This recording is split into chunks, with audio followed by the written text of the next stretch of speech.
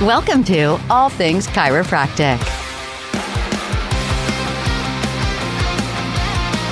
Welcome to All Things Chiropractic. I'm Paul Andrews. I'm Dr. Mark Davini. Welcome all. So this episode is on something that's really riveting. I can't say more about how interesting it could possibly be.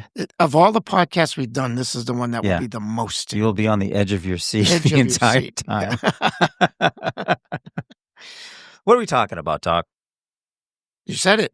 Documentation. Ooh.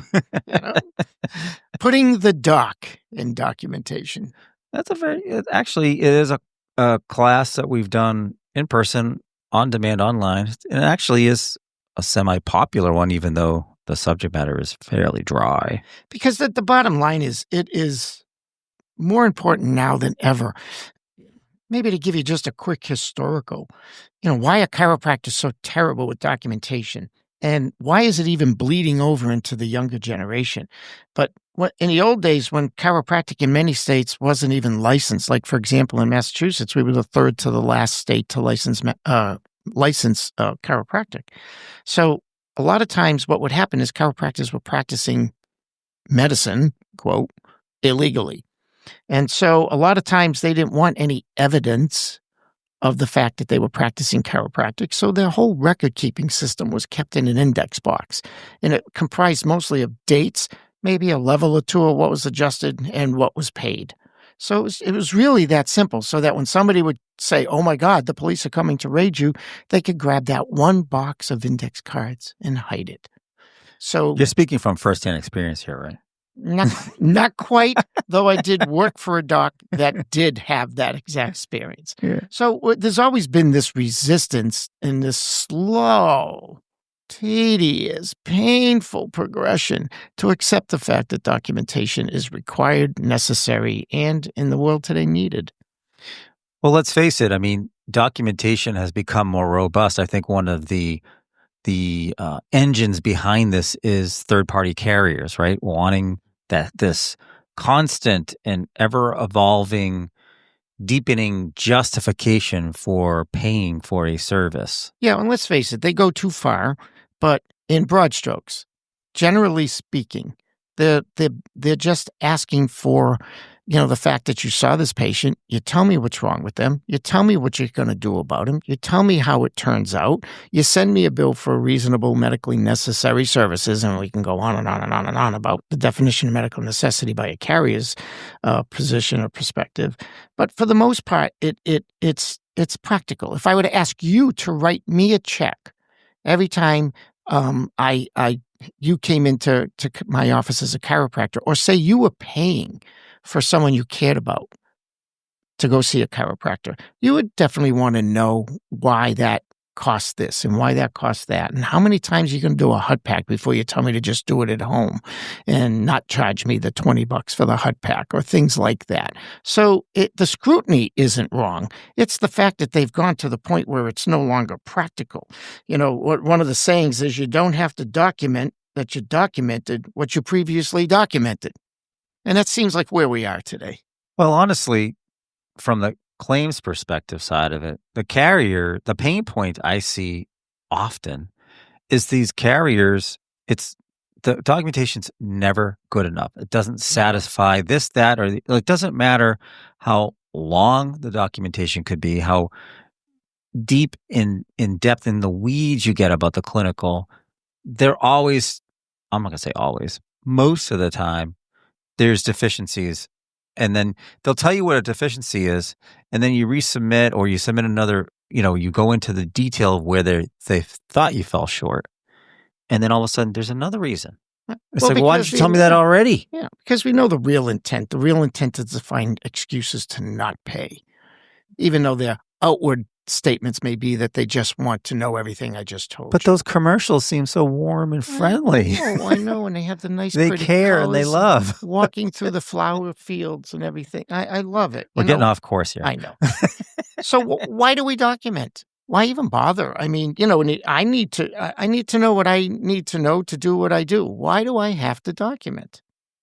Well, when I look at how much they reimburse, it hardly seems fair how much they ask you to document, to be honest. Yeah, please write me the Great American Yeah. Novel and I'll give you Right. $20. Like a travel card should suffice based on your reimbursement. And in the old days, that really worked, right? I mean, in the past, less was more. Now, less is less.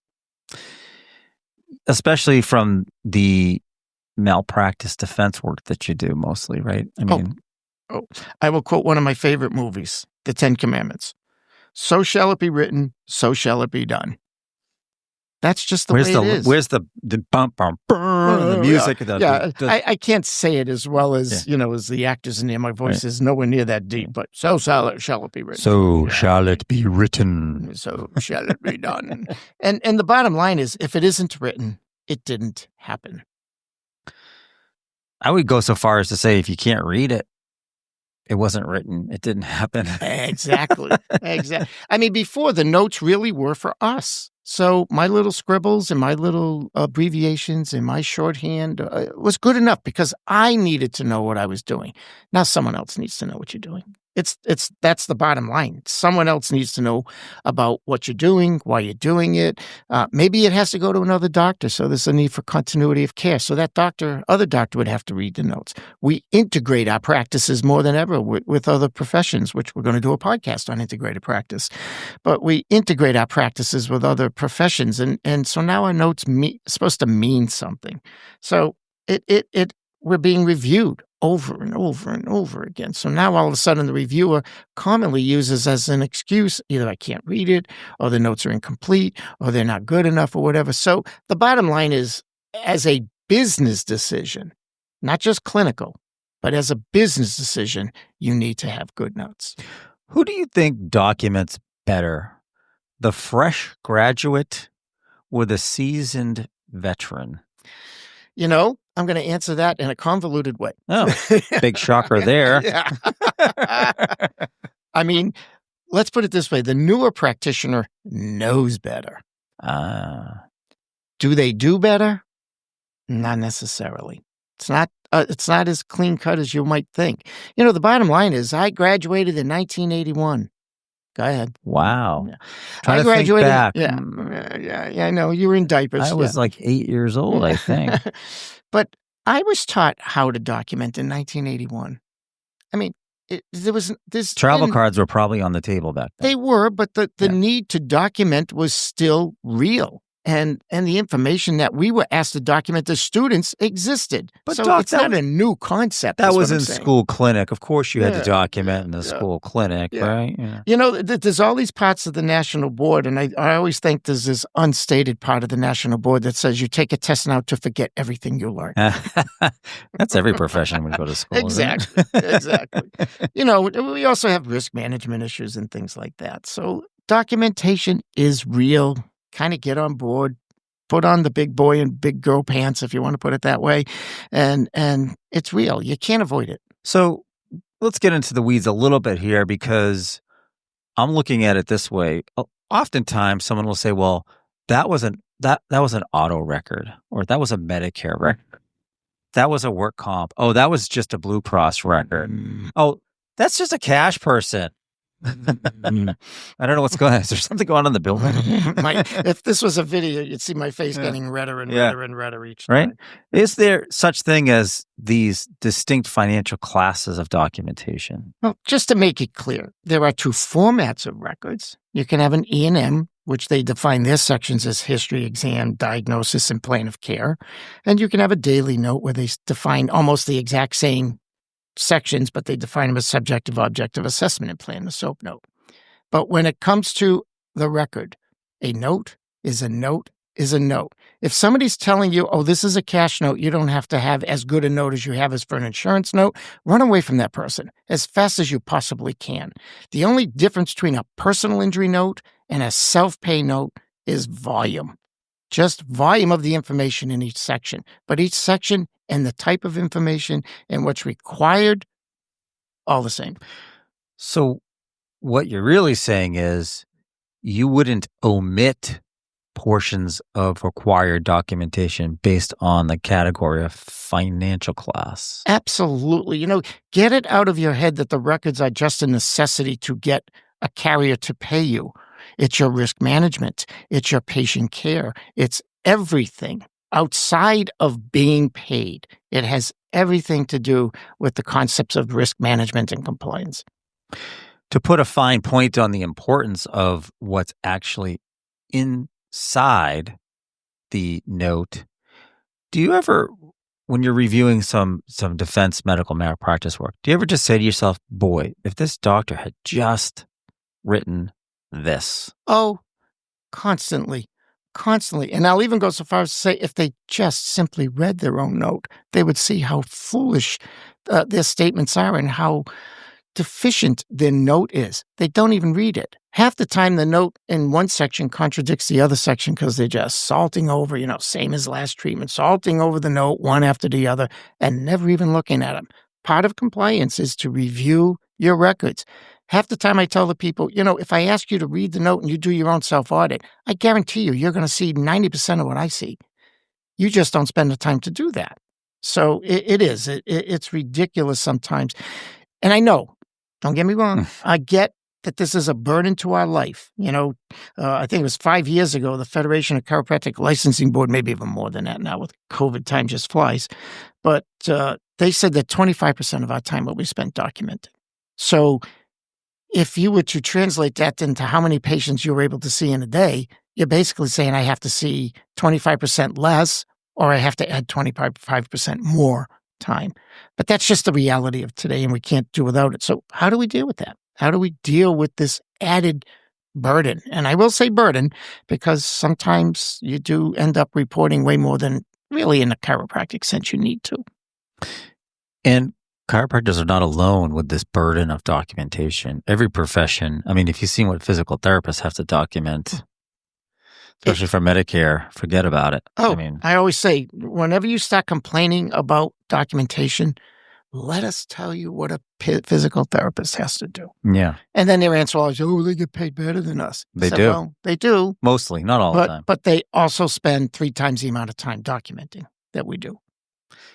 I think that some of their software is better too, though. Some of their documentation software I've seen is much more robust. Well, half the softwares out there accommodate bad record taking. But this relates back to a couple other podcasts we did. Physical therapists often treat similarly.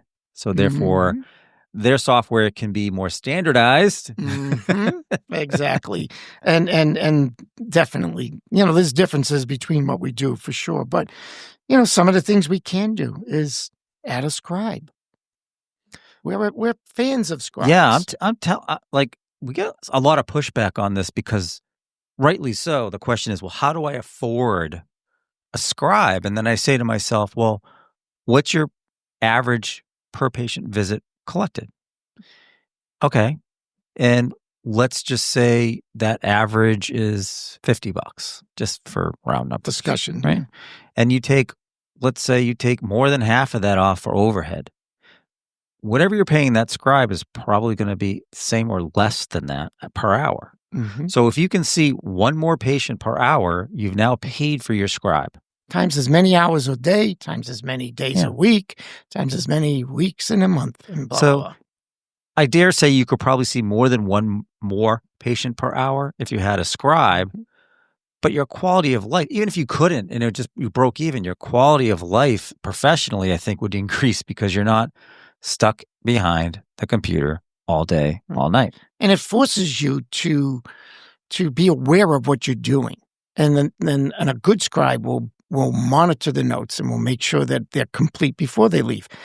Even without a scribe, with electronic records today, if you're spending 4-5 minutes on an exam note, an initial exam note, that's a long time. If you're spending more than a minute on a daily note, and really 30 seconds to 45 seconds, that's a long time. But if you tell me 30 seconds is too long, maybe you've got a really tight macro, Yeah, you might have to smell the roses here. That, the goal isn't to create a quick bad note. The goal is to create a quick good note. And somebody says, oh, well, I can take this software and I can do it in half the time. I said, well, I can take the good software and do the same lousy note in half the time. Right. So it's, you have to recognize that there is a requirement here. And if you think 30 seconds is too long for an active treatment daily note, you might have to have a come to God meeting here. Look in the mirror. Yeah. Well, I think some people might be, oh, I can't believe this. It takes longer than that. But it will in the beginning. You have to invest some time and energy into refining your macros so it satisfies documentation, but also how you practice, right? And learn your software. Oh my God, how many times do you talk to somebody and you ask them to walk you through a note and they can't even navigate the software effectively? So what you end up doing is getting lazy. You just keep salting over. And then you got 20 visits of the exact same note. And then when they ask for the notes and they want a clawback or they want to deny payment, you get all upset. It's like, well, you didn't say anything. It's important to recognize. Or you say, well, there was more going on with this patient, but it's not written anywhere. If I have to ask a question about your note and you have to give me answers that require information not in a note, then it's not a good note. So, safeguards, very simple. Generate them contemporaneously. Yes. Oh my God. Well, that may slow me down. Well, it will and it won't. When you add up the time you put into note taking, if you're doing them properly, it doesn't slow you down.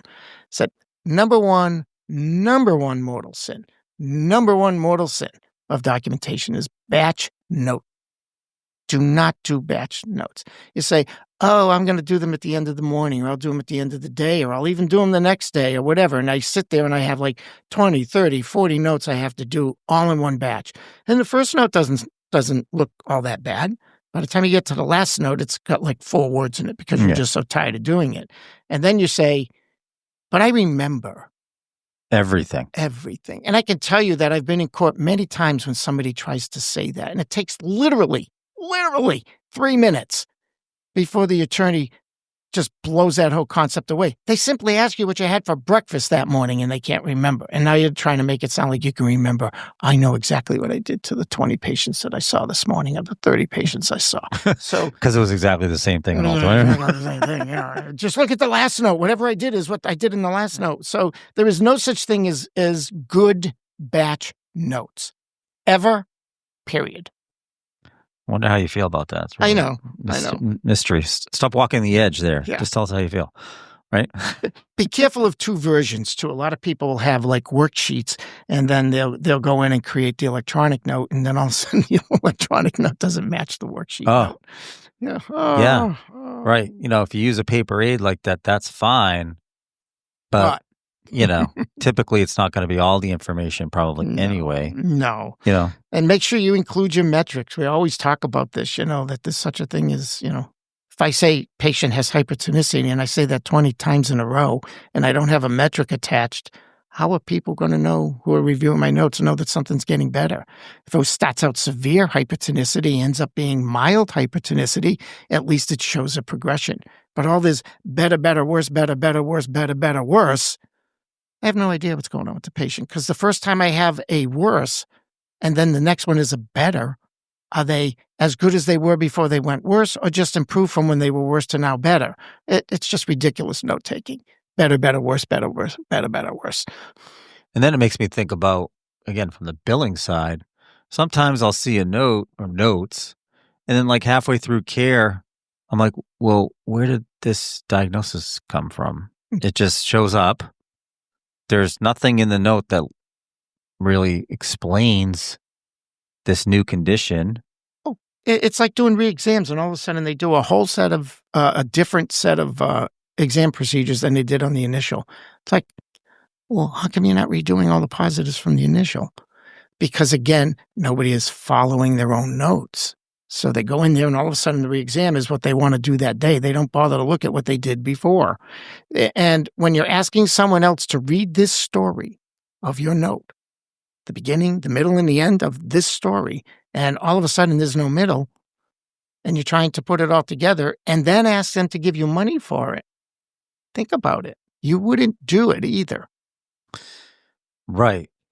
And you're not helping someone like me on the claim side of things at all when it comes to trying to get reimbursement. And I think the prospective payment system has certainly helped create some of the laxity in care when it comes to note taking, because nobody asks for every single note on every single patient every single time. Because if they did, Slow the whole process. Yeah. and why would you want to feel that panic when you get an audit request? And I know you're all out there thinking, my problem's going to be solved with AI. Well, and maybe eventually it might, but listen to our podcast on AI, because we're not there yet. Right. And we're not going to be there for a while. So AI may be the future, but right now it's not the present. it's gonna be one of those things where it's gonna be great for a while until you realize you too can be replaced. You too can be replaced. Right? Exactly. So here we are in our member moment, right? So have you ever, doctors, read the notes that you produce? Just, Excuse me? just take I Read know you 'em? sign them that says you read them, but I'd be curious if you were to take a note from like 2 months ago, or notes from a patient, and just read through them with continuity to see what you think of your own note. Well, if I had the note in front of me, I could explain it to you, but I can't understand it for you. So remember, somebody else has to read these to make it make sense. And we'll leave you with this closing thought. Oh. Dance like nobody is watching. Document as if it would be read by a jury. You are a romantic, Mark, I tell you. Woo. Okay, with that, thank you again for joining us for another episode of All Things Chiropractic. I'm Paul Andrews. And I'm Dr. Mark Davini. Thank you. Thanks for listening to All Things Chiropractic. We'd love to hear from you. Visit allthingschiropractic.com with comments, episode ideas, or questions. Or connect with us on Facebook and Instagram at All Things Chiropractic Podcast. Be sure to join Dr. Mark Davini and Paul Andrews next time for another episode of All Things Chiropractic.